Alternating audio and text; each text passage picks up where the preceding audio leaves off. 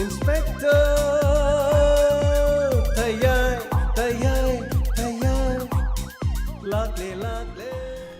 Ahan mamakta the late night story tabi ribasing museum segurjam na taramlok chobagalo nani kongno no khurumjari ngasi ju podono lakchari diamond radio channel no sandok chari ba Inspector Tayay nifuga mapan suba tangka asumna sakang da bami ama khana call torupadi raje na mafam aduda aini yadaba drak amadi nisagi polong ke amarum phaba sakiram mafam aduda hek changba matamna imung adugi miyoi singna mafam aduda police sanglakle khangmadagi makoina yum thangna ba miyoi da pawpiki madugi mathangdagi mathang asumna sandokiduna lekai mi omsinal tuna post kingkiram amadi imung adudagi horan ba changle haiduna lorki yum amada numidang to horan ba changlakle hairabadi lekai aduda leiba miyam punamak horokpa dabani asumna lekai gi miyam punamak thorki amadi yum aduda mathang omsilaki matam aduda yamna ba miyam aduna mafam aduda horan ba changlakle haiduna omsinba matam adudadi police ki miyoi singoramki adubu police ki miyoi ni haiduna makoina tumina leramti miyoi sing adubu phajinaba amadi makoigi no moimun bana chingba kaya marum toki nakoi mangairene ha nakoi mangairene police ki dress selaga ahinga thengbusi nakoi horama chalini ne natro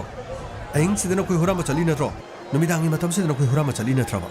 nakoi police ni nakoi na tongnimbada tobu yarni sini ne annaterati mayam na khanbire bidulale ai SI rajani aduga lamminari basing sisu police person ngatani mafam asida kangna ba paw mafam dagi akoi mafam asida lakpane kari ginum to mayam na khoi ginum mai sumun biribino kare nongmai du pibiro hey nongmai lairi ne hauji nakoi gi nathak tele kai miyam asina nakoi bu warak kadorim mayam kari haige warak kadamne lemna tharudo matte lemna tharudo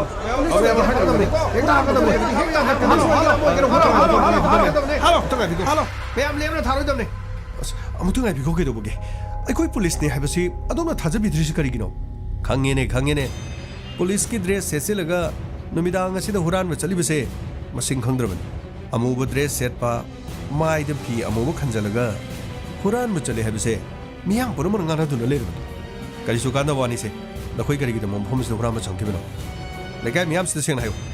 natrabadi nakoi phabo ero ko asumna miyam no omsilakhiram miyam ge kallaba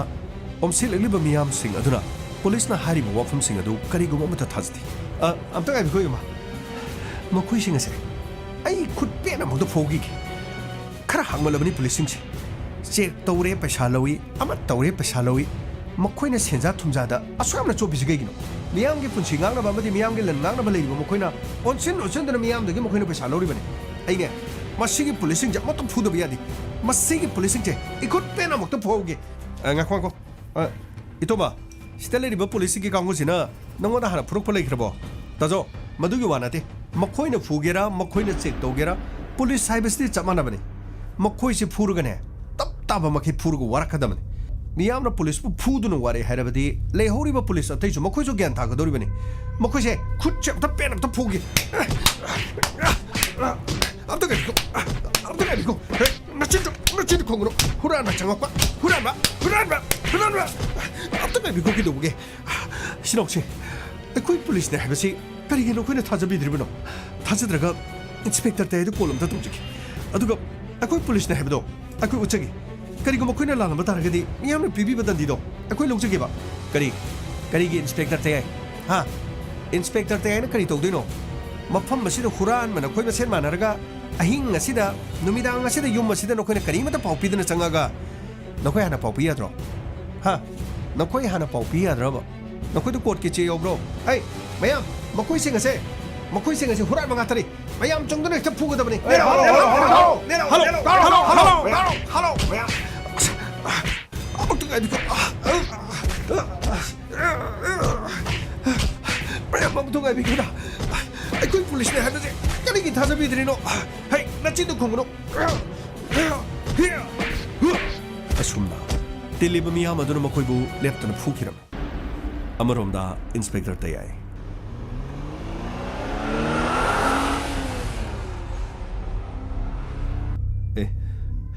Rajen sir Sarajendi akoina lakpada su thaba ma chakren hai sir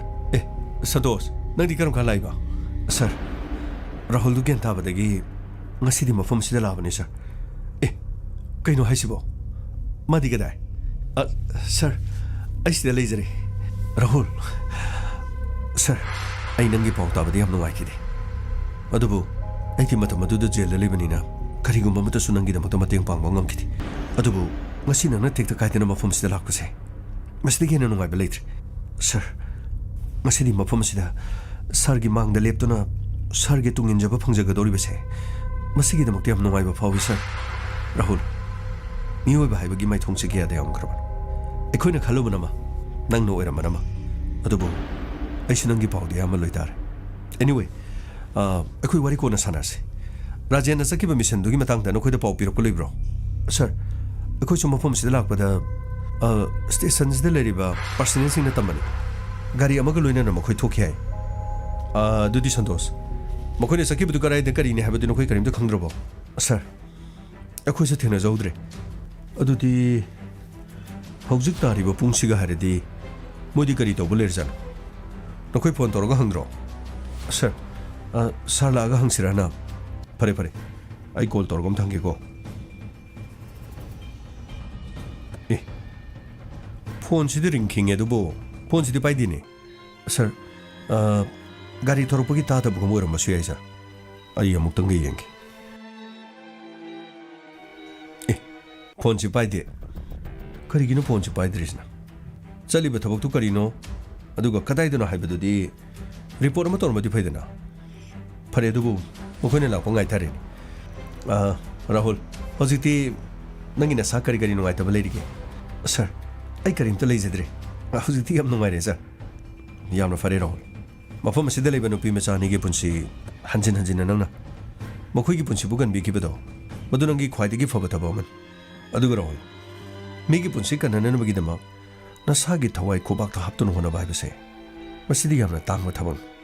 Anyway, Santos. Rajen sakribedo constable kana topa kana yaukige. Sir, ayamana suti chana khibaga Christmas ki chana khibaga BDF ki akoi angang sing kharaga chakki bormale. What? BDF ki angang singa? Adu di makhoi di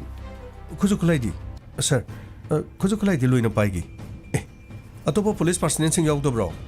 Aino hojiga ta check tawjabada di akoi police station da leba BDF ki angang kharaga ni hai. Amaga bachalasu pau du de khodi pipam thokpani ni. Pare yenga se ngahag yenga laktragana mahaki phone du call toksal ge yong. Phone pairabadi ango do call torona khrayu. Funny sir, ai ka da songki ge ko. Funny sir, amarom na police personnel makhoi taruk adu yamna thina miyam phugiram. Makhoi na pairak pa khulai se monki. Masing matungda miyam na phugudi ge makhoi lep pa phawbung ngam ki. Maya aina Haizarisin, I SI Rajen, a single police. Miamna, a quibos, I'm not tina publishable, Karimarumino, a quick Arun Mapao, Mopamadi, Mopamasi the drug Pavla kidney. Aduga, Miam Punomana Mating, Pang Biga Haraga, Miamna Quibo,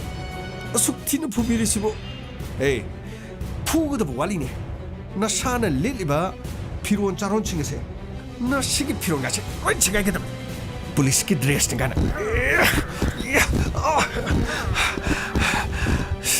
star ni ga sunna pine ha huran begino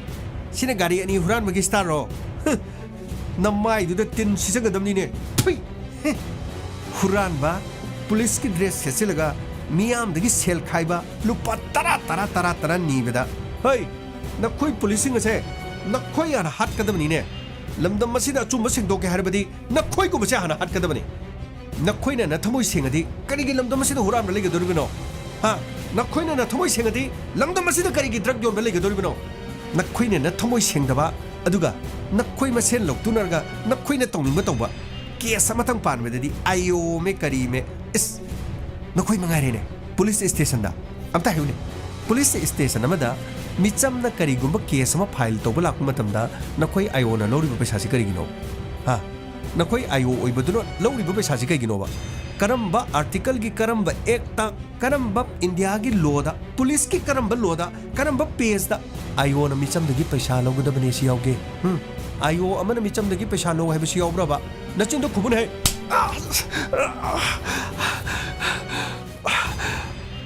ꯑꯩꯈꯣꯏꯗꯤ ꯉꯁꯤ ꯐꯥꯎꯕ ꯑꯩꯈꯣꯏꯒꯤ police ꯁ꯭ꯇꯦꯁꯟꯗ ꯄꯩꯁꯥ ꯂꯧꯕ ꯂꯩꯇꯦ ꯀꯔꯤ ꯄꯩꯁꯥ ꯂꯧꯕ ꯂꯩꯇꯦ ꯀꯥꯏꯅ ꯍꯩ ꯅꯈꯣꯏ ꯄꯨꯂꯤꯁꯁꯤꯡꯁꯤꯅꯦ ꯍꯨꯔꯥꯜꯂꯤꯗꯤꯌꯦ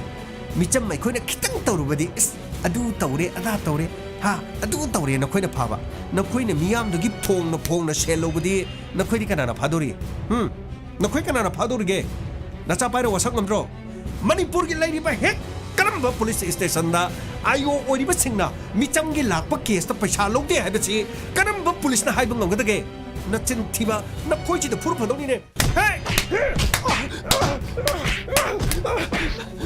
हागा फगदबने हे लोंग पुथरोंने नखोइबो नाप्रुम फाबगी लोंग पुथरोंने मंगक छमजे थिल्ला हाटकदमनिने मखोई हालबा मतुंग मणिपुर दा लेरिबा पुलिसिंग से लोइना खंगदबने अचुंब साधना मसिदा मखोइना मखुत नोंगै पाइरबनेना लाइसेंस टू किल मी हाटपगी अयाबा पिरेसिनीने ड्रग फाबगी नमादा खुरालिबा मी हाटपगी कयानो नखोइना हाटकिबा मिसि कयानो युमदगी पुथोक्तना हाटकिबदो मी लिसिंग अमगा चंगागा कुनगनिपान मियाम सिपाई याउद्रबसु नखोइ खक्तना मदुदगी लमदम नदुना नखोइना हाटकिबा मिचम प्रजासिंग अदु मसिंग कयानो मसिंग थिबदा लिसिंग अमगा चंगागा कुनगनिपान मसिंग थिहोदबा खंगदबा कया मरमसु नखोइना नत्रो हाटकिबसिंगदो ngaksamda sanagi marik ngaksamda sanagi liga chobu sibe yadaba furikawdu sen khajiktang yawbu yadaba maru phawrubagi gari machada sel haptunu purpudubu lambi da thalaga chelhalaga kapangami maduda nakhoina khoina tawbiba sing adudi micham prasasing na khangduna lerpa natro nakhoina natro hairurga nakhoi masen amana hai nakhoi taisinaba aduga mafam masida nakhoina drug phaba lagadi aikhoigi mafam masida liba aikhoigi ahal lamanchi dharmagi अखोई लमदम से धर्म की अहल लई पाउ पीगदबा club लइए club तो पाउ पीगदबा अदु नतन नखोइन कुसी राशि मीगी युमद संगगा हेक्ते याब्रो करम्बा आइन यावगेबा करम्बा आइन यावगे हाइन है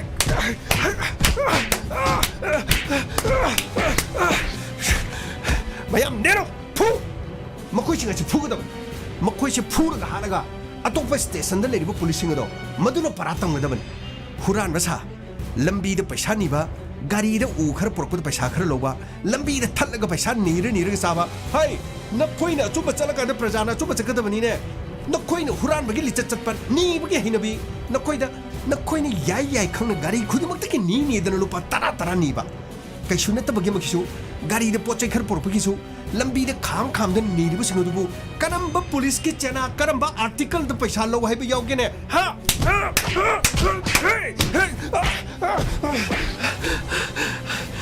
हालागा फगदबने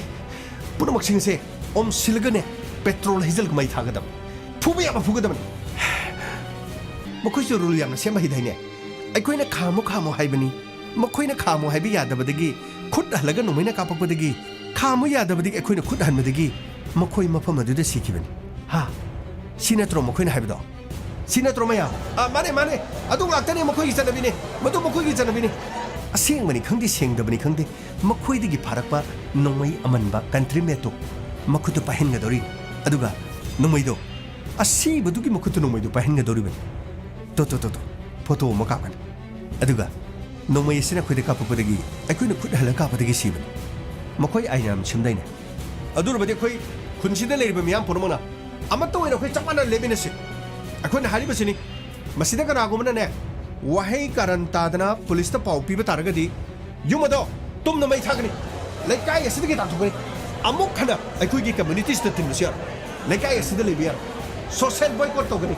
मियाम पुनम हाइगदबनी मदुदी खुलाई पाइब सिंनि युमद चंगलगा नुपी अंगांग द नोमैना नमलगा सना लुपा लोबलाय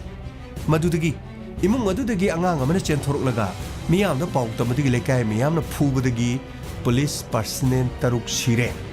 यारे को मैम सिगी वाफम से हाइगदबनी को मैम सी यारे को पुलिस ती ओइबा पुलिस के अर्थ दिखंगदबा नंग खंब्रो नखोइ खंब्रो अखोइ पुलिस ओइरबनी सिन मुखाइदना मियाम मांगदा ओनसिलगा मियाम प्रजा सिंग ओनसिलगा नमफु हाफुदा गुंडा तौबा अफोंब हुरान बसा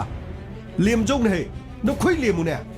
लेमबदी हेति लेबाक असिदा अमोट हुरानबा चिंथि कया मरुम क्राइम तोब कया मरुम चुमथोके हाइ तारबदी नखोइसु चुमथोक्तबा यादे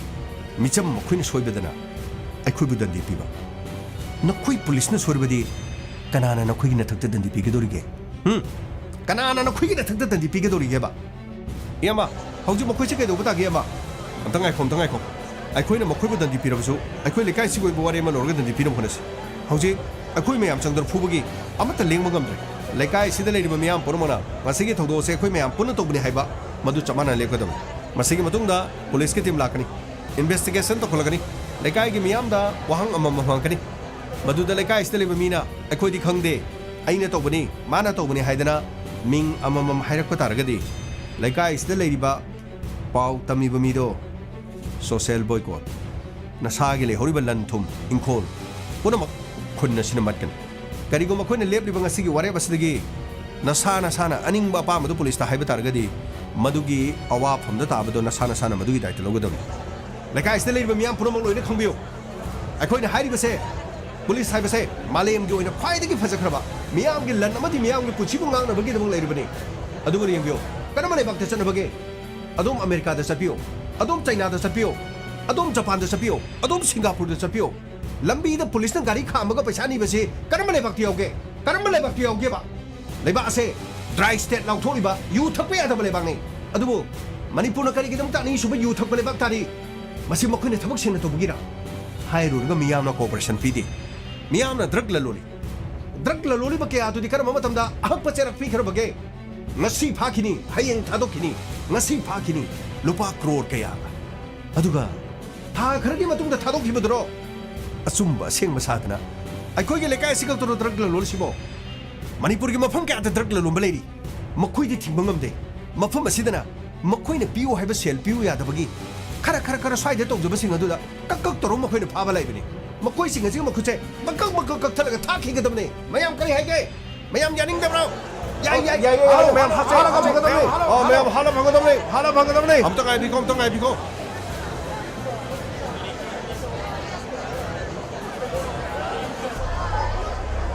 लेकाई असिदा थोलिबा थौदोकसे संबा थौदोक नते मसे मथक थोंगबसिंगदगी अकनबा चेराक पिने नमगिदमक सोयदना याथंग तौतरगनी अखोइना हाइजनिंगबदी लेकाई असिदा लेरिबा मियाम पुरमना अखोइना अमत ओइना लेबलबदी कनानासु हिंजनबा ngमोय अदुगा लेकाई असिदा लेरिबा मिसिंगना करिगुम वाफम असे अखोइना लेमनरिबा वाफम सिंग असि करिगुम लिक ओइबा तारदि मदो खुन्नसदिगी तांथोकपा महाकी लेरिबा लंथुम पुरमक अखोइना मतपा मसी मयाम जानरेको यारे याम फरे अदुदि मैम अदुगा ngасai sinau khana मखोइगी नोमय पाइखिबसिंगदो पुनम मफम से पुसलो अदुगा अखोइ मफम चाना थमसि सोइदन मकी पुलिस की टीम लानी अखोइ चक मानना वाफम सि खुंगदबनि सर कैदोरे संतोष सर एसआई राजेंदो ngसाइदगी कॉल तौबनि सर सुपाइ पाइद्रे सर करिगुम खुदोंग थिबा मथोक माने आइना कॉल तौजरिसि कॉल कुंथ्रागी मथकते हेल सर असुग यामना सांगना कॉल पाइदबगी मरमसि चिंगनबा म फॉरी सर अदुदि संतोष साइबर द पॉपिको हौजे एसआई राजेंगी नंबर दो महाके लोकेशन दो ट्रैक तौ है अदुगा नखोइ कना खर सेमसो मफम मदु कोइ चनबा तौसि असुमने एसआई राजेंगी महाके लोकेशन अदु खंकिरम सर सर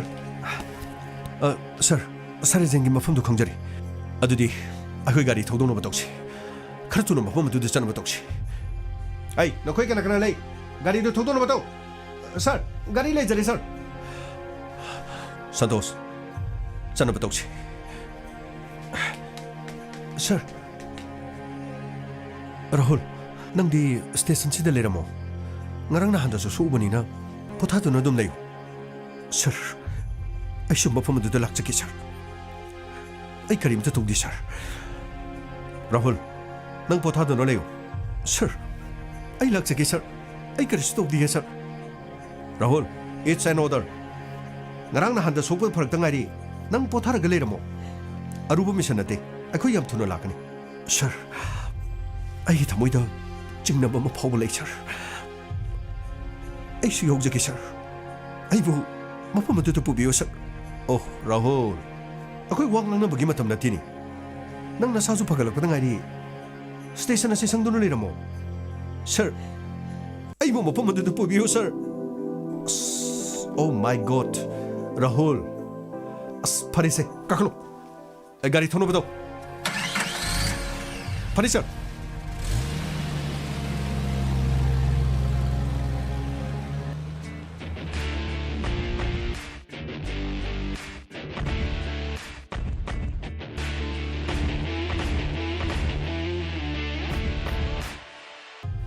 산토스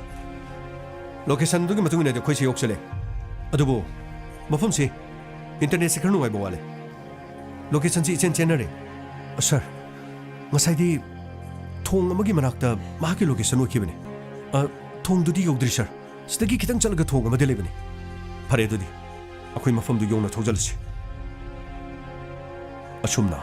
ꯏꯟꯁꯄꯦꯛꯇꯔ ꯇꯌꯥꯏꯅ ꯃꯐꯝ ꯑꯗꯨꯗ ꯃꯍꯥꯛꯀꯤ ꯑꯍꯦꯟꯕ ꯐꯣꯔꯁꯀ ꯂꯣꯏꯅꯅ ꯊꯧꯖꯤꯜꯂꯛꯈꯤꯔꯦ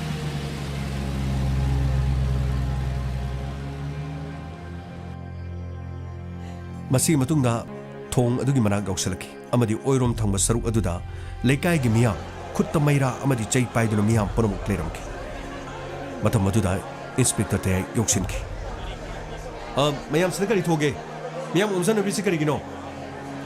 ꯃꯌꯥꯝ ꯁꯤꯗ ꯀꯔꯤ ꯊꯣꯛꯄ ꯌꯥꯎꯒꯦ ꯁꯥꯔ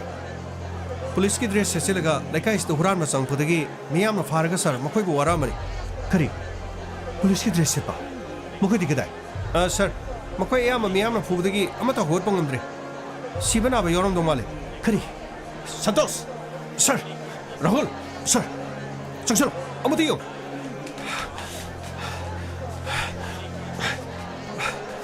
ꯁꯥꯔ ꯁꯥꯔ ꯃꯈꯣꯏ ꯑꯌꯥꯝꯕꯅ ꯑꯃꯠꯇ ꯂꯦꯡꯕ ꯉꯝꯗ꯭ꯔꯦ ꯁꯥꯔ ꯐꯤꯕꯝ ꯌꯥꯝ ꯊꯤꯅ ꯁꯣꯛꯑꯦ ꯁꯥꯔ ꯋꯥꯠ ꯀꯔꯤꯅꯣ ꯇꯧꯕꯤꯔꯤꯁꯤꯕꯣ ꯂꯩꯀꯥꯏꯒꯤ ꯃꯤꯌꯥꯝꯅ ꯇꯧꯕꯤꯔꯤꯁꯤ ꯀꯔꯤꯅꯣꯕ ꯄꯨꯂꯤꯁꯀꯤ ꯗ꯭ꯔꯦꯁ ꯁꯦꯠꯂꯤꯕꯁꯤ ꯃꯌꯥꯝ ꯎꯕꯤꯗꯕ꯭ꯔꯣ ꯄꯨꯂꯤꯁ ꯄꯥꯔꯁꯅꯦꯜ ꯑꯃꯗ ꯈꯨꯠ ꯊꯥꯕ ꯍꯥꯏꯕꯁꯤ ꯀꯗꯥꯏ ꯐꯥꯎꯕ ꯈꯨꯗꯣꯡꯊꯤꯕ ꯌꯥꯏ ꯍꯥꯏꯕꯁꯤ ꯃꯌꯥꯝ ꯈꯪꯕꯤꯗ꯭ꯔꯕꯣ ꯃꯈꯣꯏꯒꯤ ꯃꯔꯥꯜ ꯑꯁꯤ ꯀꯔꯤꯅꯣ ꯁꯥꯔ ꯂꯩꯀꯥꯏ ꯃꯤꯌꯥꯝꯅ ꯋꯥꯔꯛꯄꯅꯤ ꯁꯥꯔ ꯄꯨꯂꯤꯁꯀꯤ ꯗ꯭ꯔꯦꯁ ꯁꯦꯠꯆꯜꯂꯒ ꯀꯔꯤꯃꯠꯇ ꯍꯣꯏ ꯃꯥꯏ ꯍꯥꯏꯗꯅ ꯃꯤꯒꯤ ꯏꯃꯨꯡꯗ ꯁꯅꯥ ꯂꯨꯄꯥ ꯂꯥꯛꯅꯕꯒꯤ ꯍꯣꯠꯅꯈꯤꯕꯅꯤ ꯁꯥꯔ ꯀꯔꯤ ꯁꯅꯥ ꯂꯨꯄꯥ ꯂꯥꯛꯅꯕ ꯍꯣꯠꯅꯩꯕ ꯅꯪ ꯎꯕ꯭ꯔꯣ ꯁꯅꯥ ꯂꯨꯄꯥ ꯂꯥꯛꯅꯕ ꯍꯣꯠꯅꯩ ꯍꯥꯏꯁꯤ ꯅꯪ ꯎꯈꯤꯕ꯭ꯔꯕ ꯅꯪꯒꯤ ꯅꯃꯤꯠꯇꯨꯅ ꯎꯕ꯭ꯔꯣ ꯁꯥꯔ ꯑꯗꯨꯒꯤ ꯋꯥꯗꯤ ꯑꯩꯈꯣꯏꯗ ꯇꯥꯏꯁꯟꯕꯤꯔꯛꯀꯅꯨꯗ ꯂꯩꯀꯥꯏ ꯃꯤꯌꯥꯝ ꯂꯣꯏ ꯎꯕꯅꯤ ꯀꯩꯗꯧꯔꯒꯦ ꯁꯤꯗ ꯇꯥꯔꯤꯕ ꯗꯁꯥꯁꯤ ꯁꯥꯔꯣꯏꯁꯨ ꯇꯥꯔꯛꯀꯅꯤꯀꯣ ꯀꯔꯤ ꯀꯔꯤ ꯅꯪꯅ ꯍꯥꯏꯗꯨ ꯀꯔꯤ ꯅꯈꯣꯏ ꯃꯌꯥꯝ ꯄꯨꯂꯞ ꯎꯏꯕ ꯏꯃꯨꯡ ꯑꯁꯤꯗ ꯄꯨꯂꯤꯁ ꯂꯥꯛꯄꯗ ꯂꯩꯀꯥꯏ ꯑꯁꯤꯒꯤ ꯈꯨꯟ ꯑꯁꯤꯒꯤ ꯃꯤꯌꯥꯝ ꯄꯨꯝꯅꯃꯛ ꯌꯨꯝ ꯑꯁꯤꯗ ꯍꯥꯟꯅ ꯁꯪꯗꯨꯅ ꯂꯩꯔꯤꯕꯗꯤ ꯌꯨꯝ ꯑꯁꯤꯗ ꯀꯔꯤ ꯂꯩꯕ ꯌꯨꯝ ꯑꯁꯤꯗ ꯍꯥꯟꯅꯗꯒꯤ ꯀꯔꯤ ꯂꯩꯒꯦ ꯅꯈꯣꯏ ꯃꯌꯥꯝꯅ ꯁꯪꯗꯨꯅ ꯂꯩꯔꯤꯕꯗꯨꯅꯗꯤ ꯏꯃꯨꯡ ꯑꯁꯤꯗ ꯐꯠꯇꯕ ꯊꯕꯛ ꯂꯩ ꯍꯥꯏꯕ ꯅꯠꯇ꯭ꯔꯣ ꯅꯈꯣꯏ ꯌꯦꯡꯕ ꯇꯥꯔꯦꯗꯅ ꯃꯌꯥꯝ ꯀꯥꯟꯅꯔꯣꯏꯌꯦ ꯂꯥꯛꯏꯕꯁꯤꯡꯁꯤꯁꯨ ꯈꯨꯠꯂꯥꯏ ꯃꯨꯜꯂꯒ ꯃꯤꯌꯥꯝ ꯄꯨꯝꯅꯃꯛ ꯑꯩꯅ ꯍꯥꯏꯖꯔꯤꯕꯁꯤ ꯃꯨꯟꯅ ꯃꯤꯌꯥꯝ ꯑꯣꯟꯁꯤꯟꯗꯨꯅ ꯑꯩꯈꯣꯏꯕꯨ ꯈꯨꯠ ꯊꯥꯗꯨꯅ ꯃꯐꯝ ꯑꯁꯤꯗ ꯄꯨꯟꯁꯤ ꯃꯥꯡꯈꯤꯕꯗ ꯀꯔꯤꯁꯨ ꯑꯀꯤꯕ ꯂꯩꯇꯦ ꯑꯗꯨꯕꯨ ꯃꯤꯌꯥꯝ ꯄꯨꯝꯅꯃꯛꯅ ꯈꯪꯕꯤꯒꯗꯕꯗꯤ ꯑꯆꯨꯝꯕ ꯑꯃꯗꯤ ꯑꯔꯥꯟꯕ ꯀꯔꯤꯅꯣ ꯈꯪꯗꯅ ꯃꯤꯌꯥꯝꯅ ꯃꯗꯨꯗ ꯈꯣꯡ ꯊꯥꯡꯖꯤꯜꯂꯕꯗꯤ ꯃꯤꯌꯥꯝ ꯄꯨꯝꯅꯃꯛꯀꯤ ꯑꯐꯕ ꯑꯣꯏꯔꯣꯏ ꯌꯥꯝꯅ ꯁꯦꯡꯅ ꯍꯥꯏꯔꯤ ꯄꯨꯂꯤꯁꯅ ꯃꯔꯥꯜ ꯂꯩꯕꯁꯤꯡ ꯊꯤꯗꯣꯛꯅꯕ ꯍꯣꯠꯅꯕꯗ ꯃꯤꯌꯥꯝꯅ ꯀooperation ꯄꯤꯕꯤꯌꯨ ꯀꯔꯤꯒꯨꯝꯕ ꯃꯤꯌꯥꯝꯅ ꯌꯥꯕꯤꯗꯕ ꯇꯥꯔꯕꯗꯤ ꯃꯁꯤꯗ ꯆꯦꯟꯅꯔꯤꯕ ꯃꯤꯁꯤꯡꯗꯨ ꯑꯃꯃꯝꯇ ꯑꯣꯏꯅ ꯑꯃꯠꯇ ꯂꯦꯝꯅ ꯊꯥꯔꯣꯏ ꯃꯌꯥꯝ ꯀꯥꯟꯅꯔꯣꯏꯌꯦ ꯑꯣꯝꯁꯤꯜꯂꯒ ꯂꯥꯛꯏꯕꯁꯤꯡꯁꯨ ꯐꯨꯔꯁꯦ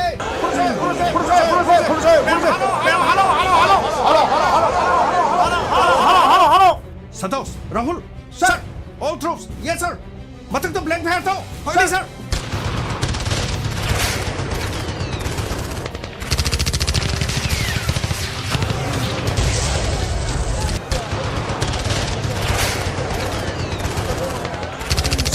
Sister. Mayam loina chenkre. Asuk pangdaba. Miyam gidam teleriba police personnel singbu. Asuk tati tawina. ꯁꯣꯛꯂꯕꯁꯨ ꯐꯅ ꯃꯔꯥ ꯂꯩꯔꯝꯂꯕꯁꯨ ꯑꯁꯨꯛ ꯊꯤꯅ ꯔꯥꯖꯦꯟ ꯁꯤ ꯔꯥꯖꯦꯟ ꯁꯔ ꯑꯩꯈꯣꯏ ꯂꯥꯟꯗꯕꯅꯤ ꯁꯔ ꯁꯔ ꯑꯩꯈꯣꯏ ꯂꯥꯟꯗꯕꯅꯤ sir Sir, Rajen. Santos, sir. Nakoi kanano ma Rajen khoi ki gari du thoro. Adugo. Makoi torchi yam thono hospital puno toksi. Phari sir. Nakoi kana lei. Sir. Asok pa jing gari yam thono thangalo. Adugo. Miyam puno mak sangchil alabadi. Miyam amato sohndana. Nakut ta pari puno moisingadura. Mafam masida le miyam ꯑꯃꯨꯛꯇꯗ ꯐꯒꯠꯇꯨꯅ ꯋꯥꯍꯪ ꯄꯥꯎꯕꯒꯤ ꯊꯕꯛ ꯆꯠꯊꯒꯗꯕꯅꯤ ꯌꯥꯝ ꯊꯨꯅ ꯈꯔ ꯊꯨꯅ ꯍꯣꯁꯄꯤꯇꯥꯜꯗ ꯆꯠꯅꯕ ꯇꯧꯁꯤ ꯐꯅꯤ ꯁꯔ ꯀꯌꯥꯗ ꯃꯤꯅꯨꯡꯁꯤ ꯂꯩꯇ꯭ꯔꯤꯕ ꯑꯁꯨꯝ ꯍꯣꯁꯄꯤꯇꯥꯜ ꯑꯗꯨꯗ SI Rajan amadi mahak chatmina kiba kangbo du hospital da aroba phibam da laikanaram Inspector Tayai hospital gi mamangda hangat anda chatuna liki amadi SP da mahana call toki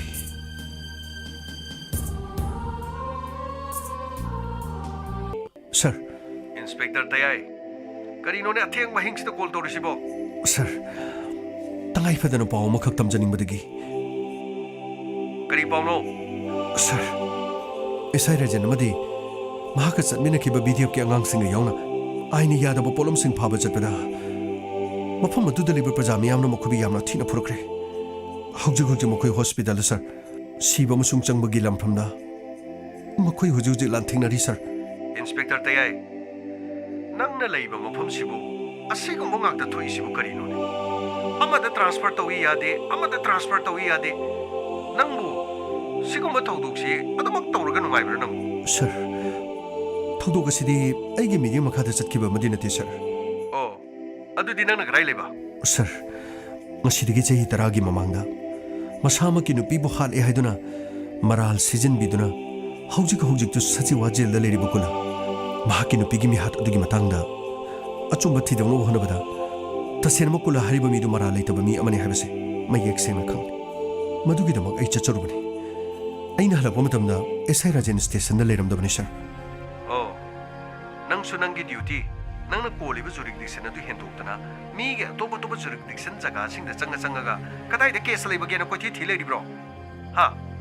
atoba jaga sing da karai da case legi na thi leiri bro nang na poliba jaga du pai ge da bana trane sir su hene khangmiri bidun police amana mahana pai biya da ba case ama tok leiti zero FIR ama palaga case khudimak adumak pai biya heba sir khangene tayai nang nei ngonda takunu ne aina ngaglibadi nang sibu sungtum tumdrbo ha nang sibu sungtum tumdrbo nangi ni khangde mi gi ni khangde case adum paidunu lere maduna di nangi na sana nauk singduna su nangi yaba yaudana thabaga du chatpadagi thoiba natro yare se hoju mo koi kam toroge sir hospital da yamna kana layeng ni sir hayeng ayu paw phaunar si ai tangai phadradi ai lakwa yabrenge ai su hayeng home department ge aruba meeting khara lei center da gine luching ba khara lakadori aduna thabakate mate yawbu ngamdre aduna airport da gina imphal phawbudi sathuk chasin ge khara section torang tok da ba yadre ai sangaga di pawdu phoroge aduga yana baduna na silom mapum atu da leiba praja singna police po sumna tathi tawine to bosi sir hoine ain gi matung ina kaino kai rokhor lokhor patare dana adubu micham prajagi mob justice mob lynching haibase aini yadi haibadi miyam suloina khangi bani adubu adu gyam khraba miyam do koina faraga kana wahang pahang dorige asoy ngam yaw do balai khorom matung manaw di thabak chatbada khara hangaga chatba phai hayuni moso isa da no mai yeplaga khutta ain paire na khanbadi yaroi ne pare ai thamage ko phani sir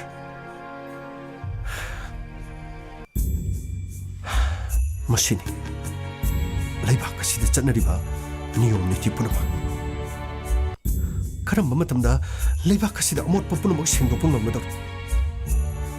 makok thongsu makha tabasu aisu misu lamdam masida leiriba prajasingsu mangai khanggadabana khangti khangloidabana hena khang akhangmasingnasu khangdabasingbu yengchinbirakti magi oibijaba magi soidraga loiri khanduna leinaba ngakta karamba matamda mikap tholokadori karamba matamda achumba haibadu lakadori bagi masagi atatai oigadori bra ngasi akoina police ori basibu isa gi atatai oigadori bra akoina honari basi kanagi damoktano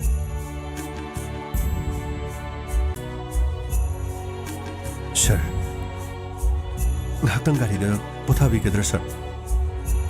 Santos aina karamna pothagani gari manungda rajena hairamba wahi singdu mangonda sakhangdaba mi ama khanu call tori aduga aini yadaba drug sing mafam aduda phaba chatbani adubu makhoina sangkhibaga lekai ki miyam ponamuna post khingduna miyam omsilaga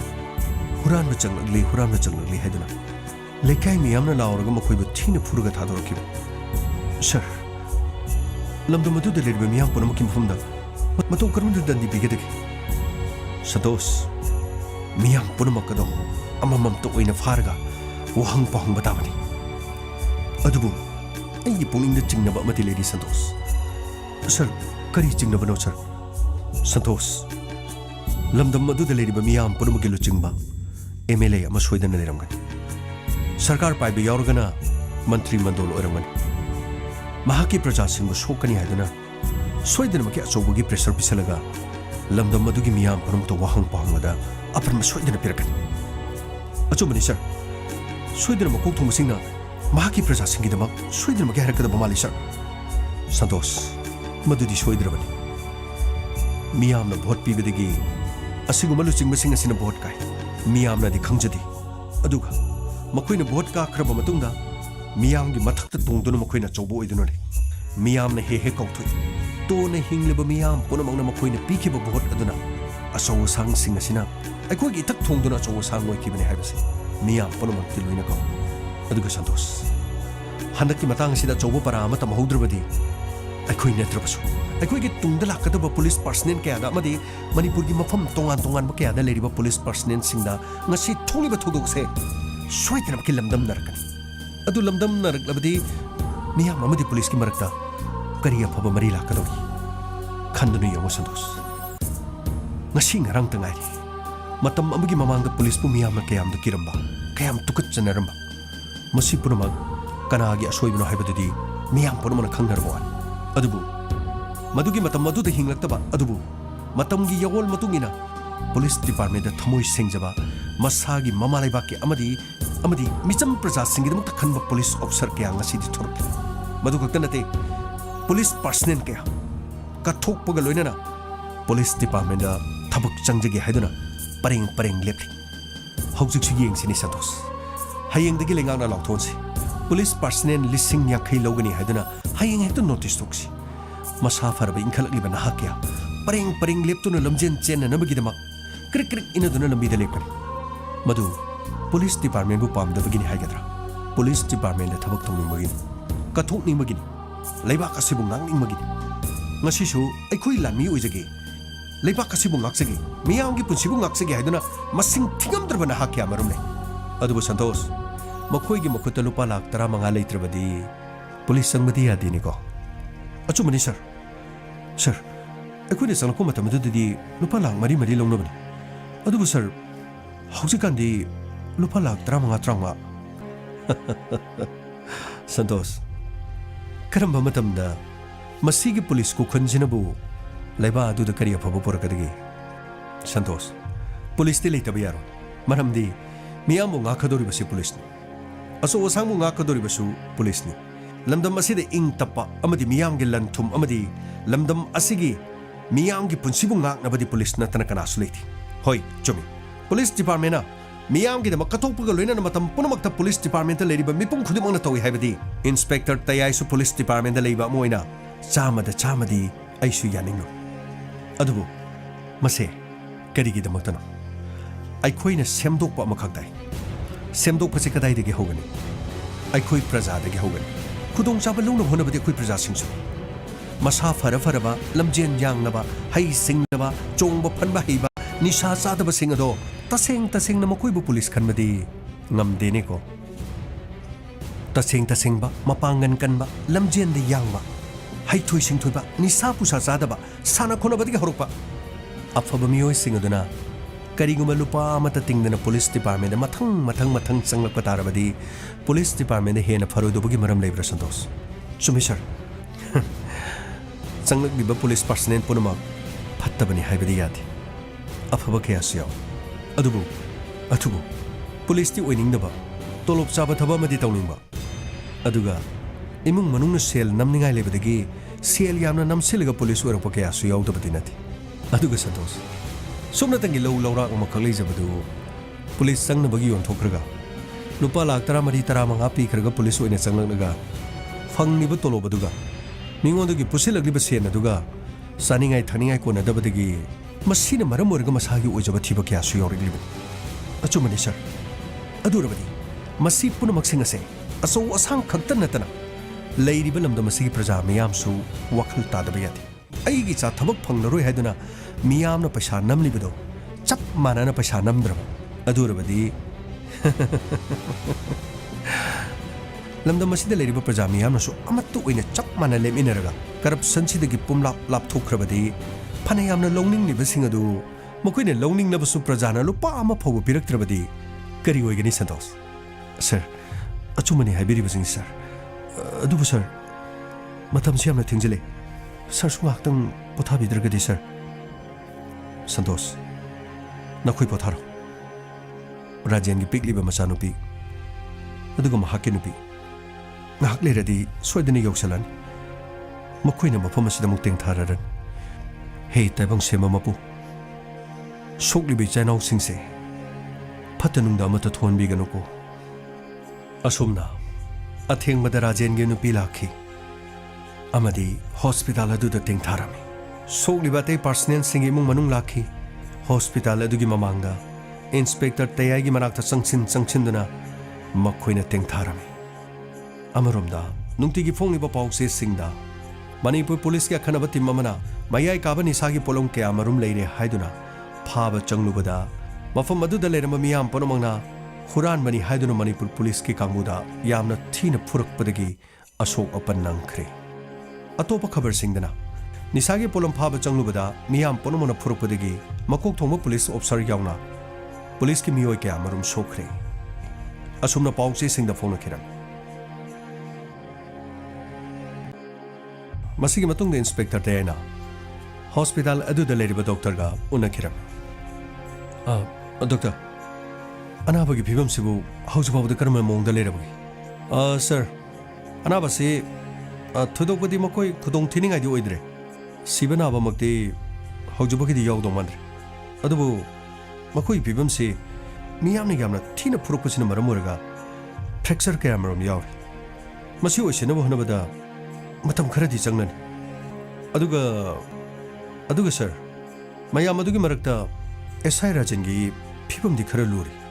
ꯀꯔꯤꯅꯣ ꯍꯥꯏꯕꯁꯤꯕꯨ doctor ꯃꯍꯥꯛꯀꯤ ꯐꯤꯕꯝ ꯂꯨꯔꯤ ꯍꯥꯏꯁꯤꯕꯨ ꯆꯨꯝꯕꯅꯤ inspector ꯃꯍꯥꯛꯀꯤ ꯀꯣꯛꯀꯤ ꯁꯔꯨꯛꯇ ꯀꯥ ꯍꯦꯟꯅ ꯁꯣꯛꯏ ꯑꯗꯨꯕꯨ ꯌꯥꯝꯅ ꯂꯥꯏꯕꯛ ꯐꯕꯗꯤ ꯁꯤꯕ ꯅꯥꯕꯃꯛꯇꯤ ꯑꯣꯏꯒꯗꯕ ꯃꯥꯟꯗꯦ ꯃꯁꯤ ꯄꯨꯝꯅꯃꯛꯁꯤ ꯇꯥꯏꯕꯪ ꯃꯄꯨꯗ ꯂꯩꯔꯤ ꯍꯥꯏꯔꯤꯁꯤꯕꯨ doctor Rajen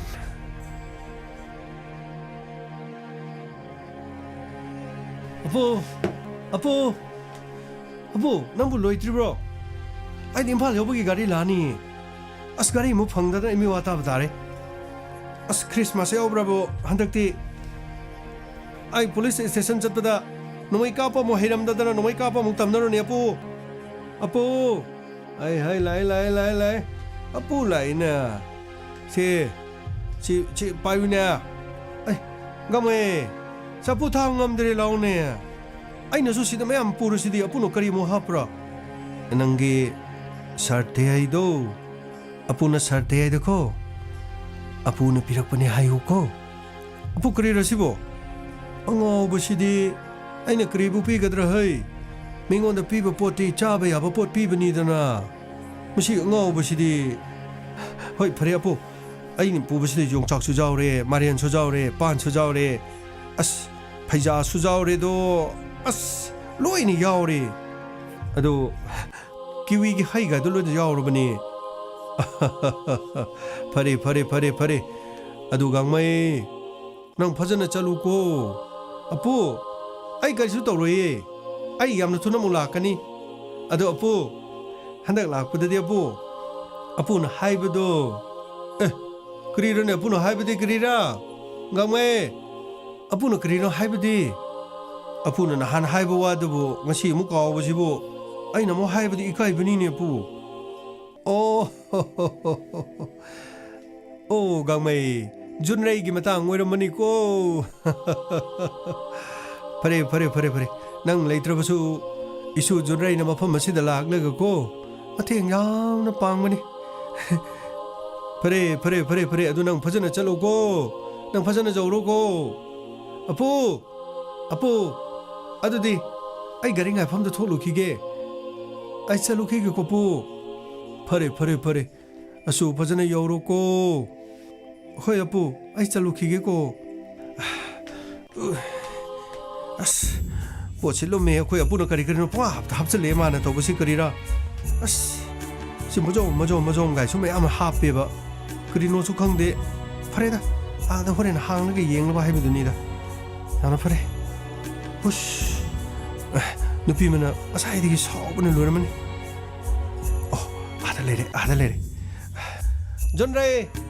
John Ray lakyo sida lakyo as kana so leiti law ni ai gari tong do ni law ai ba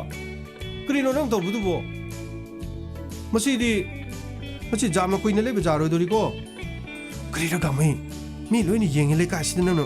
thanga ta lo yeng kri ra nang to bu do Manipur police ta thabak to ga kri no nang Kashmir ta thabak to bu gun khali du bo mi miyam se lo ni jeng na re kri no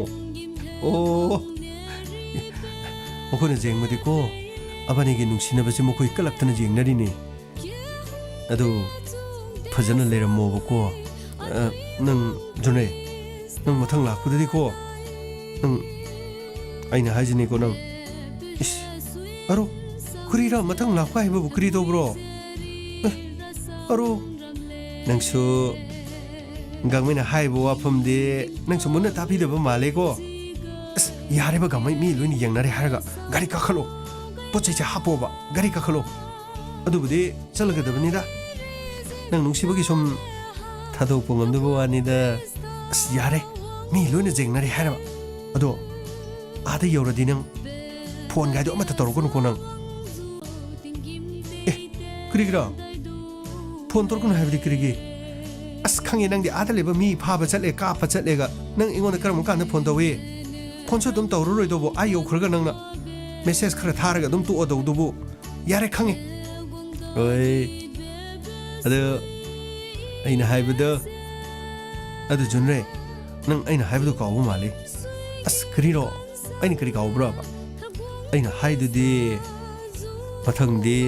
ibani chele do ne na as yare ba chalo ba se chalo hoi अदुदि जुनरे आई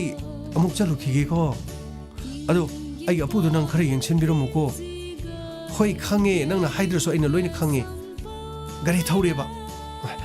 चलो को जुनरे आई love you अस मिगी ममा हंगसिन I love you नमुक तौरेनि love you too यारे बा लव यू टू जुनरे सी यू मसिगी जुनरे सिजुगो नुंसीबना अमुक सुति लाकुदे अमुक चनिंगदबि सि तवेबा आदा लेरगना अमुक युम चनिंगदबि तवबा अस कांदेसे गाड़ी दो कन्ना थौकियो ओ ओय ड्राइवर गाड़ी दो इम्फाल योरबा खरा कन्ना थौकियो आइगी मना मसिंग सिंग लोइना खुइबना हानबा तारेको होय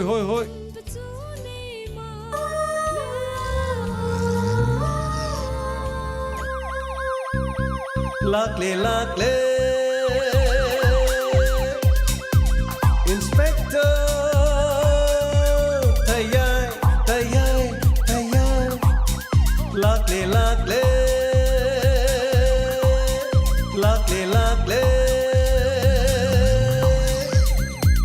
Inspector Tayai Uthanaba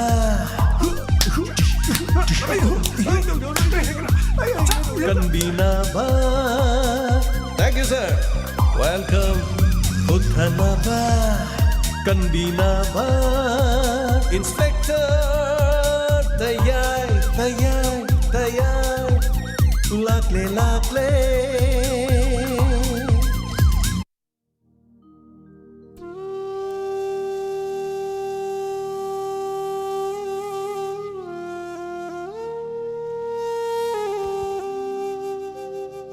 Hanana thagacharing asigi inspector tayai ni fuga mapan shubha tangkak tabiriba sing asigi tangkak tage domna afaba kaya loksin biu soibe yauraba su semdok biu awat pelerba su hapsin biu loina na feedback amadi comment pathok chabagi tanjada lokjagi maraksida asigi birthday gi yaifa mangol peminesi naurem naubi wife of naurem prameshwar ꯇꯦꯟꯊꯥꯗꯒꯤ ꯂꯣꯏꯅꯅ ꯇꯥꯅꯤꯌꯥ ꯈꯥꯡꯉꯦꯝꯕꯝ ꯗꯥꯇꯔꯣ ꯒꯣꯄꯤ ꯃꯣꯍꯟ ꯑꯃꯗꯤ ꯁꯀꯨꯟꯇꯂꯥ ꯀꯩꯁꯥꯝ ꯊꯣꯡ ꯂꯣꯏꯅꯅ ꯌꯥꯏꯐꯕ ꯅꯤꯡꯊꯧꯖꯝ ꯁꯟ of ꯁꯔꯠ ꯑꯃꯗꯤ ꯚꯩꯒ꯭ꯌꯕꯇꯤ ꯄꯣꯔꯣꯝꯄꯥꯠ ꯈꯦꯇ꯭ꯔꯤ ꯂꯩꯀꯥꯏ ꯌꯥꯏꯐ ꯃꯪꯒꯣꯜ ꯄꯤꯖꯔꯤ ꯑꯗꯨꯒ ꯅꯥꯎꯔꯦꯝ ꯅꯥꯎꯕꯤ ꯇꯦꯟꯊꯥ ꯈꯨꯟꯖꯥꯎ ꯃꯈꯥ ꯂꯩꯀꯥꯏꯗꯒꯤ ꯉꯁꯤꯒꯤ ꯕꯔꯗꯦ ꯇꯥꯕꯤꯔꯤꯕꯁꯤꯡ ꯑꯗꯣꯝ ꯑꯗꯣꯝꯒꯤ ꯄꯨꯟꯁꯤꯗ ꯃꯁꯤꯡ ꯂꯥꯛꯉꯝꯗꯅ ꯁꯤꯒꯨꯝꯕ ꯕꯔꯗꯦꯒꯤ ꯊꯧꯔꯝ ꯑꯁꯤ ꯂꯥꯛꯄ ꯑꯣꯏꯕꯤꯌꯨ ꯇꯥꯅꯤꯌꯥ ꯈꯥꯡꯉꯦꯝꯕꯝ ꯍꯥꯟꯅꯅ ꯊꯥꯒꯠꯆꯔꯤ ꯀꯩꯁꯥꯝꯊꯣꯡꯗꯒꯤ ꯑꯗꯨꯒ ꯉꯁꯤꯒꯤ ꯊꯧꯔꯝꯁꯤꯗ ꯌꯥꯎꯕꯤꯔꯤꯕ ꯌꯥꯏꯐꯕ ꯅꯤꯡꯊꯧꯖꯝ ꯀꯥꯔꯒꯤꯜꯗ ꯍꯧꯖꯤꯛ ꯍꯧꯖꯤꯛ ꯂꯩꯔꯤꯕ ꯑꯗꯨꯒꯨꯝꯕ ꯌꯥꯝꯅ ꯅꯨꯡꯁꯤꯔꯕ ꯏꯅꯥꯎ ꯑꯃꯅꯤ ꯑꯗꯨ ꯃꯐꯝ ꯑꯗꯨꯗ ꯑꯦꯛꯇꯤꯞ ꯁꯥꯔꯚꯤꯁ ꯑꯣꯏꯅ ꯂꯩꯕ ꯃꯍꯥꯛꯅ ꯂꯩꯔꯤꯕ ꯃꯐꯝꯗꯨꯗ ꯃꯣꯕꯥꯏꯜꯁꯤ ꯐꯪꯗꯕ ꯑꯗꯨꯒ ꯅꯨꯃꯤꯗꯥꯡꯒꯤ ꯃꯇꯝꯗ ꯃꯣꯕꯥꯏꯜ ꯅꯦꯠꯋꯥꯛꯁꯤ ꯌꯥꯝꯅ ꯋꯥꯕ ꯑꯗꯨꯒ ꯑꯍꯤꯡ ꯅꯨꯡꯊꯤꯜ ꯅꯥꯏꯗꯅ ꯗ꯭ꯌꯨꯇꯤ ꯇꯧꯗꯨꯅ ꯂꯩꯕ ꯑꯗꯨꯒ ꯇꯨꯝꯃꯨꯔꯒ ꯅꯣꯡꯉꯥꯜꯂꯛꯄꯗ ꯍꯧꯒꯠꯆꯔꯛꯄꯗ ꯂꯦꯠ ꯅꯥꯏꯠ ꯁ꯭ꯇꯣꯔꯤꯒꯤ ꯏꯟꯁꯄꯦꯛꯇꯔ ꯇꯦꯛ ꯇꯥꯖꯕ ꯑꯗꯨꯗꯨ ꯌꯥꯏꯐ ꯃꯪꯒꯣꯜꯁꯤ ꯃꯌꯥꯝꯅ ꯄꯤꯕꯤꯕꯁꯤꯡꯗꯨꯁꯨ ꯃꯇꯝ ꯑꯗꯨꯗ ꯊꯥꯖꯒꯗꯧꯔꯤꯅꯤ ꯌꯥꯝꯅ ꯁꯣꯏꯗꯅ ꯍꯥꯞꯄꯤꯌꯨ ꯍꯥꯏꯗꯅ ꯉꯔꯥꯡꯗꯒꯤ ꯌꯥꯝꯅ ꯀꯟꯅ ꯅꯨꯡꯁꯤꯔꯕ ꯏꯅꯥꯎꯁꯤꯅ ꯍꯥꯏꯕꯤꯔꯛꯏ ꯂꯣꯏꯅꯅ ꯉꯁꯤꯒꯤ ꯕꯔꯗꯦ ꯇꯥꯔꯤꯕ ꯇꯥꯅꯤꯌꯥ ꯈꯥꯡꯉꯦꯝꯕꯝ ꯃꯌꯥꯝ ꯄꯨꯝꯅꯃꯛ ꯑꯗꯨꯒ ꯅꯥꯎꯔꯦꯝ ꯅꯥꯎꯕꯤ ꯑꯗꯣꯝ ꯑꯗꯣꯝꯒꯤ ꯄꯨꯝꯅꯃꯛꯀꯤ ꯄꯨꯟꯁꯤꯗ ꯅꯥꯗ ꯌꯦꯛꯇꯕ ꯐꯕ ꯉꯥꯛꯇ ꯑꯣꯏꯔꯁꯅꯨ ꯍꯥꯏꯕ ꯏꯁꯣꯔꯒꯤ ꯃꯐꯝꯗ ꯅꯤꯖꯔꯤ ꯍꯥꯟꯅꯅ ꯊꯥꯒꯠꯆꯔꯤ ꯃꯌꯥꯝꯅꯁꯨ ꯌꯥꯏꯐ ꯃꯪꯒꯣꯜ ꯄꯤꯕꯤꯔꯤ ꯂꯣꯏꯅꯅ ꯐꯤꯗꯕꯦꯛ ꯑꯃꯗꯤ ꯀꯃꯦꯟ ꯄꯥꯊꯣꯛꯆꯕꯒꯤ ꯇꯥꯟꯖꯥ ꯑꯗꯨ ꯑꯃꯨꯛ ꯂꯧꯖꯒꯦ ꯉꯁꯤꯒꯤ ꯑꯣꯏꯅꯗꯤ ꯀ꯭ꯔꯥꯏꯝ ꯑꯞꯗꯦꯠ ꯂꯩꯖꯗ꯭ꯔꯦ ꯍꯌꯦꯡ ꯑꯃꯨꯛ ꯁꯣꯏꯗꯅ ꯊꯝꯅꯕ ꯍꯣꯠꯅꯖꯒꯦ ꯊꯥꯒꯠꯆꯔꯤ ꯍꯟꯅ ꯕꯁꯟꯇꯤ ꯁꯣꯔꯣꯛ ꯍꯥꯏꯕ ꯅꯍꯥꯟ ꯃꯈꯩꯗꯤ ꯅꯣꯡꯉꯥꯜꯂꯒ ꯇꯥꯕꯅꯤ ꯉꯁꯤꯗꯤ ꯂꯥꯏꯞ ꯑꯣꯏꯅ ꯇꯥꯕ ꯐꯪꯖꯔꯦꯅ ꯇꯥꯛꯄꯤꯔꯛꯄ ꯆꯍꯤ ꯂꯣꯏꯒꯗꯕꯁꯨ ꯈꯖꯤꯛꯇ ꯉꯥꯏꯔे ꯑꯗꯨꯒ ꯆꯍꯤ ꯂꯣꯏꯕꯒꯤ ꯊꯧꯔꯝꯗꯁꯨ ꯑꯗꯨꯒ ꯍꯧꯕꯒꯤ ꯊꯧꯔꯝꯁꯨ ꯃꯌꯥꯝ ꯄꯨꯟꯅ ꯁꯔꯨꯛ ꯌꯥꯃꯤꯟꯅꯁꯤ ꯇꯥꯃꯤꯟꯅꯁꯤ ꯃꯌꯥꯝꯒꯤꯗꯃꯛ ꯌꯥꯝꯅ ꯑꯦꯟꯇꯔꯇꯦꯟꯃꯦꯟ ꯑꯣꯏꯅꯕꯒꯤꯗꯃꯛ ꯑꯋꯥ ꯅꯨꯡꯉꯥꯏ ꯄꯣꯊꯥꯅꯅꯕꯒꯤꯗꯃꯛ ꯃꯈꯜ ꯃꯊꯦꯜ ꯀꯌా ꯊꯧꯔꯝ ꯊꯝꯖꯔꯤ ꯍꯥꯏꯔꯤꯕ ꯅꯨꯃꯤꯠ ꯑꯅꯤ ꯑꯁꯤꯁꯨ ꯃꯃꯥꯡꯒꯤ ꯆꯍꯤꯒꯨꯝꯅ ꯁꯔꯨꯛ ꯌꯥꯃꯤꯟꯅꯁꯤ ꯗꯥꯏꯃꯟ ꯔꯦꯗꯤꯑꯣꯅ ꯃꯌꯥꯝꯒꯤ ꯊꯧꯒꯜ ꯇꯧꯖꯔꯛꯄ ꯆꯍꯤ ꯃꯔꯤ ꯃꯄꯨꯡ ꯆꯞ ꯆꯥꯅ ꯍꯟꯗꯛꯀꯤ ꯖꯅꯋꯥꯔꯤꯒꯤ ꯇꯥꯡ 4ꯗ ꯐꯥꯖꯒꯗꯧꯔꯤꯕꯅꯤ ꯍꯥꯏꯔꯤꯕꯁꯤꯒꯤꯁꯨ ꯊꯧꯔꯝ ꯄꯥꯡꯊꯣꯛꯆꯒꯅꯤ ꯂꯣꯏꯅꯅ ꯍꯥꯟꯅ ꯊꯥꯒꯠꯆꯔꯤ ꯄꯨꯝꯅꯃꯛꯄꯨ ꯏꯀꯥꯏ ꯈꯨꯝꯅꯖꯕ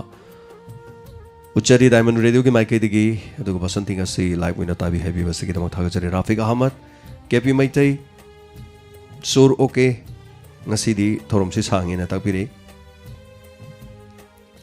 सुर दुना ngasi की तांकक्सिना हाइतारे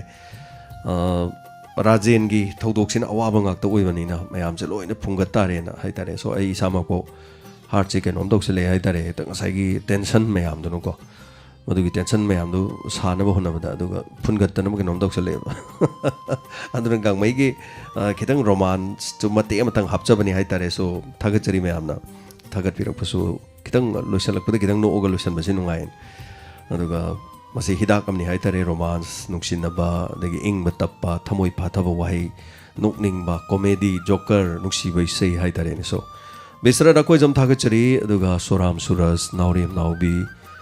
अहोंगजाव सलाम थागचरी मयामगी कमेंट पाबीबसे ताबदि याम नुंगाइजे सरगी खोंजेन ओनिंगबो ओलेना ताकपिरे अहोंगजाव थागचरी कनागुम दम हाइबीबसे यावी थोइना थोरमसे लोरगा कमेंट पाबसी सु नुंगाइजे हाइदना यामना थागतपीबसुम यावी दना थोरमसे लोइग्रगा सुमी लिसिंग अनि मुक्ते दुम लेंगदना कमेंट पाब तारगा दुम लेबसु यावी अदुगा मसिंग लांगमद्रबा रेडियोदा कमेंट पिजद्रबा रेडियोदा ताबिरिबा हलमन अदुगा हाउस वाइफ अदुगा चलिनाव मयाम लेबिरिबा कयासु तुमिन तादुनु लेरिबनि हाइतारे थागचरी हाइबिरिबसगिदमक थुकचोम मिलन खाबा सजिंग कराम थागचरी आइगिदि birthday काउग्रेना थाकपिरे पोकपो नुमित काउबिख्रबा Sophia Kumam थागचरी sir लेकाय मियाम चंगलगा police तफुबदि थमोय सोनो नुंगाइते अना हाइबि सोफिया मसिगी थौदोक्सि मसिंग लांगमदना थोख्रबनि लमदमसिदा अदु यमिनसी अफबनेन खनब्रा फतबनेन खनब्रा अदुगा मसी थोहन की बतारगसु मतुंग दमु थोक्तबा ओइसनु हाइतारे सो दीपक निंथौजा थागचरी याफा Mongol पीबीबा अदुगा हाउबिजम money Meitei sir James लोइकिबा कंगौदे सुम ताबदा तादुना लेनिंगे न थाकपिरे थागचरी मसिगी दमक्तसु थोकचो मिलन अदुगा पुक्रमम देवी थागचरी इसै सकपसु खोंजेल फजैना तापीबा thank you so much Pukhrambam Devi अदुगा लक्की हाइदोरा लुसी सलाम हाइदो माले लुसी सलाम लोइख्रे हाइंग आइबसे वागदौरिदा पुलिस पर्सनल खुदिमाक असोयंगाम थोन बिगनो ना तापीरे थागचरी यंगमिनसी यारिमखैदी मयाम हाइतरे मयाम थोरमसी ताबदसु हाइतरे अवाबा ngakto oibasida yengminase kare la hebado konsam bimola tasenamaki rajendra taribada sase singba ta khrabani sigumase aduna थोरमदुगी दी चप चाब नत्रसो हाइतरे सो लाइक दिस समाइन तौदना हाइरगा अदुगा कोनसम बिमला थगचरी एफबा पिबिरिबा थौबा यामबेम ओजा James ngasiगी wari matangsi thamoise kairi rajen hinganse masane hingdau leju mayamna hairapadi hingbane na dum haigini ko thauba du kesu kaibla te wari ni dum yamina se but adongi thamoi da fawbu duni haibire se kesu kaibla leite aduga yamina se kanana bu nungai duino duna siguma se ko sumain thokpa yauri ni aduga binod mangang thagachari mario semsa thagachari taton khangan manga se episode se am phajai aduga rajen sokkiba yam nungai te koine hingani thajade makoi gi khupu ji den dakpire chumani aduga khaidem thoi thoi thagachari police खनमदा तसेंगना सेंजा थुमजा तौबिद्रबदी अखोगी लमदम से police के थाक से सुकी मति वांगदबनी let's hope for the best नाइबिरे खादेम थोय थोय मदमोंनि अखोइना वाफम सिदा पंजरी से अदुगा लोइन खंगे दन को मयाम न मसे कराइ द करी लेगे तो यमिना से पुनमक से हाइ तारे अंगक पम अखोगी लमदम से गी दुम लेरी हाइ तारे सो तंफा थागा चरी ओनाम जैक्सन कांस्टेबल गांगमई लाने है यस कांस्टेबल गांगमई हलकरे मासु चटखिबनीना कुमई यावरुबनीना हलकपई मतंग दु मतेमा अदुम यावजबनी हाइतारे अदुन मियोइबनीना मागिसु फैमिली दुगा माहकी नुंसीजरबी जुनरई ngahaktam oinajaba haitare aduna tangkak elis penau thagachari ngasai wari seruvitare chumkhridako na tapire thagachari ronita guru aribam hobudigi ta hodre na tapire अदबु सोइदन चिंखलगा ताबियो केजु चनु ओक्रम थागचरी मंगालाई चोमबम मनी थोइब निथौजा थागचरी राहुना अतमनना चनिंगबगी बेलु अमदी अदुम यावरकद्रा खन्ना तापिरे तसेंगबदी चटपदी नारगा लेबनीने चटखिदबदुगी हाइतरे माना चनिंगबदो थोरमदुदी यावबदुगी वारिनी अदुगा तसेंगबदी मा हेने यावरगा कैसु थोदोकबदी लेते मरमदी मथंगदा मागी करी हाइतरे कोई वारी लिबदसु नुंगाइरकनबा अदुगा कोई के कैरेक्टर से याम खतन भाई तारे सो राहुल गान कोबा अदगिदी करियानी संतोष गान कोबदो मी अनि हुम कोबदो अतैगी कैरेक्टर सिंग दुदो कोइनम हाइट तौरीदन सो अदुमाइना कोबसु नुंगाइना भाई तारे अदुना मसादु फरकपदा गारी ड्यूटी चले हरकदोइनी सो अदुना कितंग हाइ तारे यानिंग बा यानिंग दबो को मयांगे एनीवे थागचरी नोंगदम मैतै थागचरी अदुगा गंभीर युमनाम तयाई की ड्यूटी से अवाबगी सरुक ngaktane takpire chumani tayai di wagani tayai na waraga wari si tholokani wari tholei bamakai episode laigani tayai na wadraba nungai na loisan karaba tayai gi wari loire aduna thagachari habirak pasigi dama pai khomba wahingbam hayeng di 50 surani episode kaya fawa sandokadabano na takpire akakna ba kaisu thoidokpa leite pai khomba thorom sigi haitare hojibok miyang gi damakta dum honajari khoi wari series aduki matik leiri adu sembangam dabagi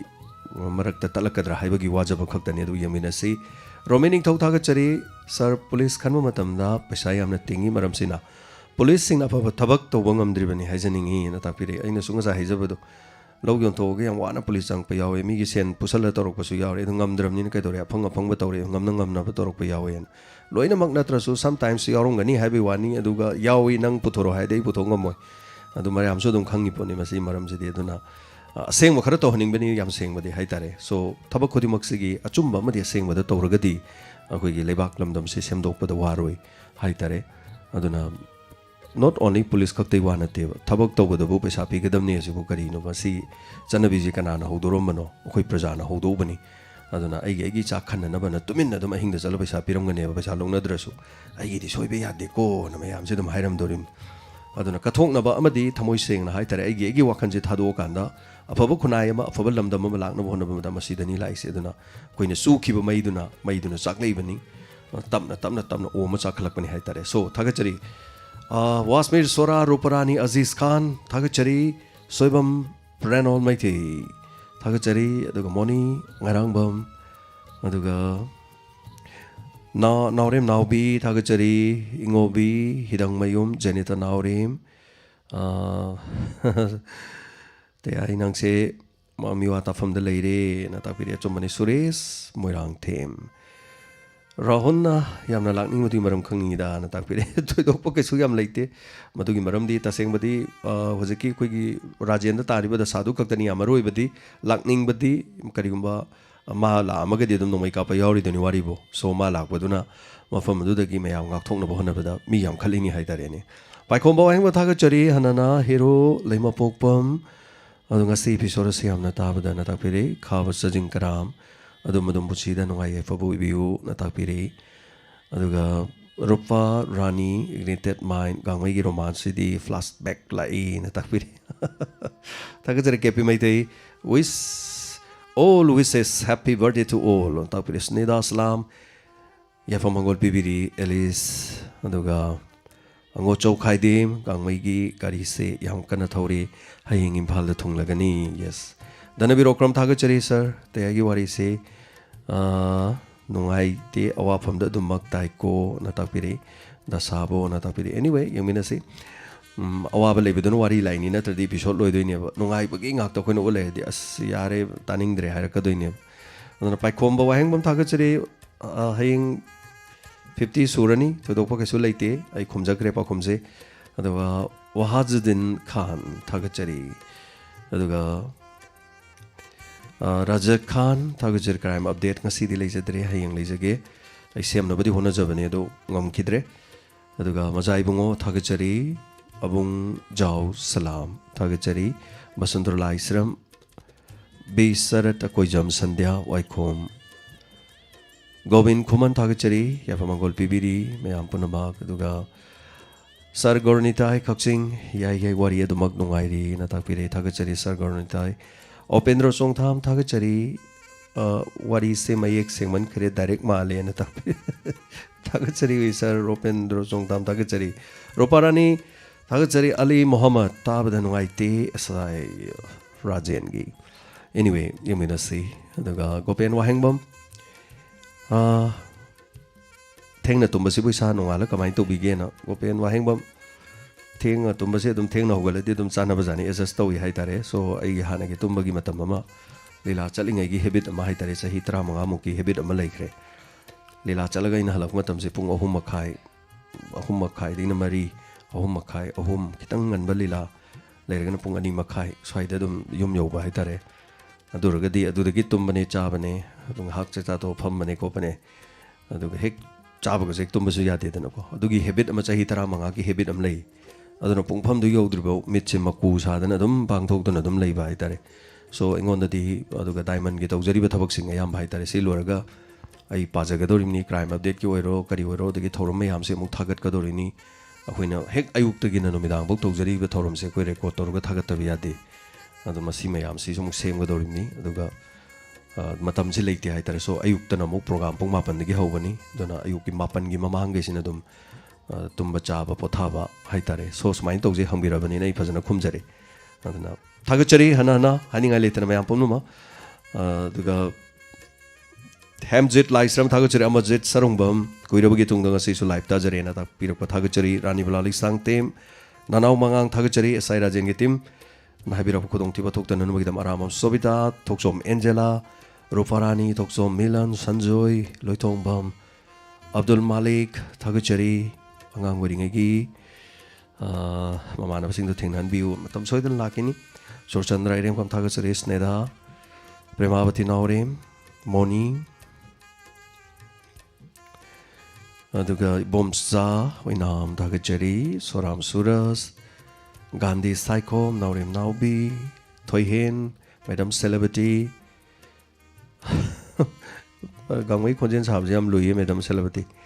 pangya yada ba sum sage sara topa man ge yam tawe aduna yam wai adu mayam thagat pi basi thagat chari sum ngang ban tabani na ko ngang na ba sana ba hona ba marak da thaina ba sana ba hona ba adum khara lui hai tare so thagat chari aduga nongdama maite Dhana Priyo Singh taton khangan ba aduga matam siga chanei na ta fire choma pai khomba wahengbam hanna na thaga chare don episode kya pon hanjan hange khumjagre do beta parui Amarjit Sarungbam Sositra Salam Lorimam Danesur Manga Lai Chombam Heroje Thonauzam Sophia Raja Khan Khaidiam Thoi Thoi Khaba Chajing Mai Punamak ayam pa jare ne lok jabagol na थागतचरी हनन मयाम पनम Radha Kanta sir next episode ngaibadu wagadori adu jaya lema pukpam थागतचरी सांगलगना हराउबा तेलगना पेंदबा सुमा मयाम मनिंग मयाम हाइबी बकसु काइबा लेते बसंत लाइसरम वनाम जैक्सन प्रकाश थुगदाम हेरो लेमा पukpam थागतचरी के पिस मैते रोनाल ओरिखमम अबे Vikram Singh Razak, Thagachari Abdul Razak, Open, Soibam, Ais Zoimati, Thagachari, Ichan Oinam, Pain, Sesi, Habiribra, Thagachari, so Zenimix Sokcho, Binot Manga, Bisra Tamba, Anana Thagachari Mea, I am Balloon Pazanina, Kanjari, Am Lady Padriba, Sipar, the Punganivo Pars, Ludo Mandreduna,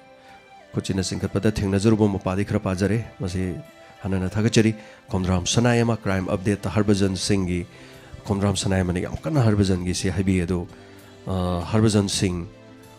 खितंग Louis अइना दिंगरांग the number 9077282001 दा अदोमना मसी मरम से खंगबियो ना अइना दे मते हाइजगी बनी आई हरभजन की वारी से दो मई पाजरे हरभजन की से अदो याम मथौना लेबा money हाइतारे so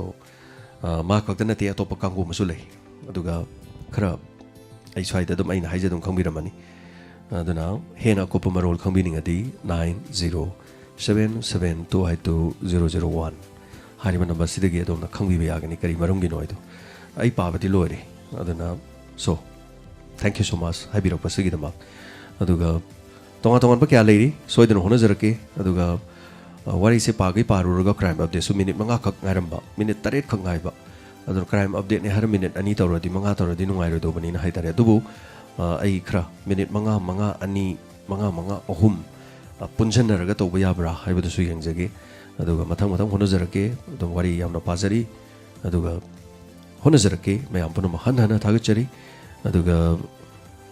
how be jamani maitei comment pada pabasi kanabasi kari habiri mino Kan masih nung haiti hai bro male o masih kan gibati mapat ita soi gibaza tu ni warobi ganu loin bakte ina pa badi ka sunga maroi do bani na haitare duna sum daw hairasi noma duga ain hek pa ba hukiba si pa comment pa jarage hair ga madu de heta hujabani singkhalaga pa jade adana aina pa ba hokre ha ma pa du de heta text to biu ma pa du heta chana na ba haitare so pa da bagi su nung aite mayam punuma duga chithaba sing nung apiu hai bo fum se haijage loina ma pa le de pungani phoba para su loi banai ra roi aduna mayam waro bibi ade hanana noluk chari masigi dama kaduga thorolation jabage ha badaluk jage hayeng inspector te agi makhada kari lai ha badu yang minasi aduga corona gi manung haitare so hojik yamna sigum wanering manung da piba duguma miyam gi damak leptana sathaba duguma khudol amani haijabaga lona miyamna support to bibana te ai bu yamna support to bibe dagi haitare da men radio to su kana jai adu masimak miyam panu mona pibi bani haijabaga lona na miyam section na lebiu tekta kaidana Amata Swangam Yobidaba, Unamak Webu Sorgim from the Miang in the Mak, Bornizari Tabi River Radio Sida, the radio Tabi the Basu, Lamdumasi the Lady Purup Chap Punamak, Malamas the Lady Purup Chap, Punamak Mayam Ponamak, Yafamangola to Pimna, Binabataiba Mapugima from the Nizari, Hanana, Tormlation Jabagia, the Luxagi, Punamak Kunazabugalina, James Hagrizamna, Kurumjari.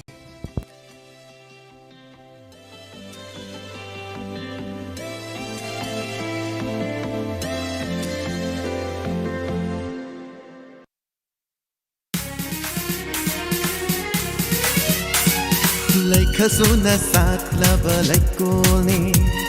Kanduka itin famni Cheta balai trava Changi kawaini Diamond FM Radio Diamond FM Radio